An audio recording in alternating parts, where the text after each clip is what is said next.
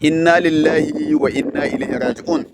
Kai, ‘yan amana, akwai matsala ta gaske. Ba mutuwa aka yi ba, amma ji nake kamar an mun mutuwa. Wannan cin, ai daidai yake da ƙanin mutuwa. Kamar ni, kamar ni, a ce wai Atlantico Madari za su ci ni tun kafin a juya da sake, ‘yan amana da sake. A wannan bal ɗin da muka buga, haka za mu dinga yin fesin ɗin manyan ƙungiyoyi. Ai har idan haka za mu dinga fesin ɗin ƙungiyoyi da wannan bal ɗin da muka buga a yanzu, na rantse da Allah, magana ake ta a ci mu shida zuwa abin da ya fi haka. Yau a gaya min wani wanda ya yi abin a zo a gani. Kowa haukansa kawai ya buga. Kowa kai daga coach ɗin har 'yan bal ɗin kowa shirme da hauka suka buga.